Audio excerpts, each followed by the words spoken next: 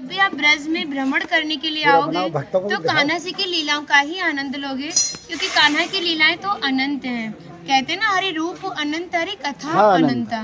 लेकिन जब भी आप भांडीर वन में प्रवेश करोगे, कभी शास्त्रों का अध्ययन करोगे या किसी के मुखार विंद से श्रवण करोगे तो ज्ञात होगा कि भांडीर वन में एकमात्र लीला नहीं है, यहाँ पे हमारी 14 लीलाओं का उल्लेख है। प्रथम लीला श्री जी के विवाह की मानी जाती है, लेकिन सबसे बड़ा ग्रंथ श्रीमद् भागवत जी को माना जाता है।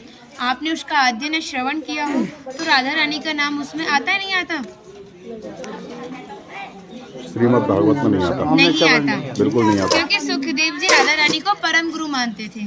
जब राधा रानी का नाम ही श्रीमद् भागवत जी में नहीं दिया तो विवाह का उल्लेख कैसे हो सकता है? लेकिन श्रीमद् भागवत जी को छोड़ के 12 ग्रंथ ऐसे हैं जो हमारी लाडली जी के विवाह का उल्लेख करते हैं। लेकिन जिस भांडीर वट के नीचे आप खड़े हो, इसका श्रीमद् भागवत जी के 10वें स्कंद के 18वें अध्याय में 22वां श्लोक कि बृहंतो बाहि मानस्य 4 यंत्रस्य गोदनम भांडीरकम नाम बटम जम्बू कृष्णम प्रोग्राम, यानी वृक्ष द्वापर युग में बहुत विशाल था, 4 योजनों में फैला हुआ था। इसकी जो सीमा थी वो 15 किलोमीटर में थी, तो इसको पंचकोशीय वृक्ष के नाम से भी जानते थे। कान्हा जी इन्हीं की शाखाओं पर चढ़ के यमुना मैया को आर पार किया करते थे। मान्यता है कान्हा जी की जो 9 लाख गाय थी दोपहर के समय इसी वृक्ष के नीचे बैठ के विश्राम करती थी। तो माता जो भी माखन मिर्ची रोटी इत्यादि प्रसादम में रख देती थी, सभी ग्वाल वाल एकत्रित होकर दोपहर का भोजन करते थे। और भांडीर वन में सबसे बड़ा विशेष फल इसी प्रसादी का बताया गया है, क्योंकि आप कभी किसी विवाह में जाते हैं तो बिना अन्न प्रसादी के नहीं आते। आप तो लाडली जी के विवाह स्थली आए हो। यहाँ पर जो दुर्वासा मुनि थे, जो दूब घास होती है उसी का रसपान करते थे। ब्रज की गोपियों ने इसी वट वृक्ष के नीचे उनको 56 प्रकार के व्यंजन खिलाए थे। यहाँ पर राधा कृष्ण में मल्ल युद्ध हुआ था, उसमें ये तय था कि जो भी हारेगा उसको भंडारा करना होगा। तो जब हमारे कान्हा जी हार गए थे तो ग्वाल वालों के साथ मिलके यहाँ पे भंडारा किया, उसी के नाम पर इसका नाम भांडीर वन पड़ा। यहाँ पर ब्राह्मण पत्नियों ने भी कान्हा जी को भोजन प्रसादी खिलाई है, और ठाकुर जी ने ब्रजवासियों से ये टुकड़े मांग के पाए थे, तभी नाम दिया था इसका मधुकरी। मांग के पाना मतलब मधुकरी। तभी शास्त्रों में ब्रजवासियों को अपना हृदय बताया और कहा कि जब तक ब्रजवासी की कृपा नहीं होगी, ठाकुर जी की कृपा बहुत दूर की बात है। यानी सर्वप्रथम ब्रजवासी की कृपा होना बहुत जरूरी है, जब ही हमारे ठाकुर जी हमारे ऊपर कृपा करते हैं। हमारी राधा रानी ने स्कंद पुराण में इस स्थान के बारे में ये कहा था कि जो भी गुप्त वृंदावन आएगा वो मोक्ष को प्राप्त होगा। यानी भांडीर वन को ही उन्होंने गुप्त वृंदावन कह के संबोधित किया।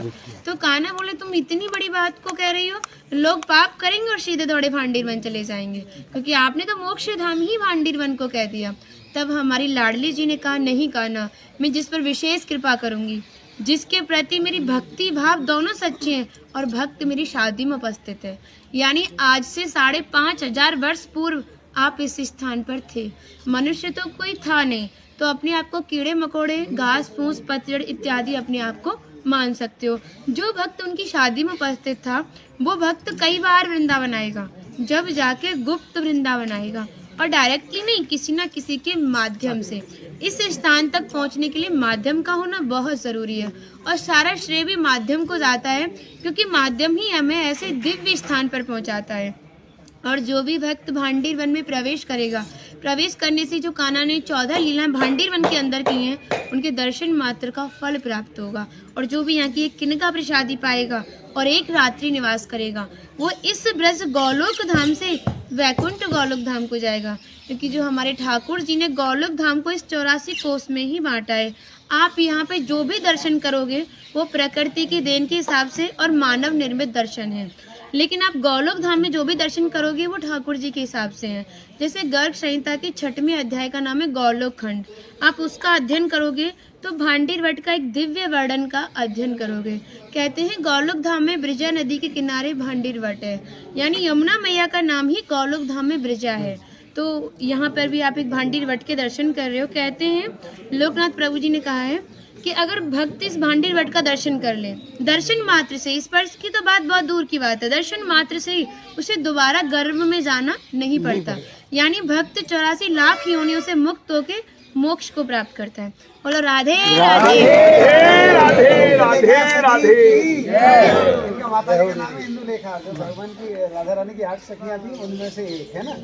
और कुछ मन नहीं कर रहा, कितनी तारीफ करे, वो है नहीं इसलिए बोल नहीं रहे, कृपा कारण स्टार्ट कर दिया।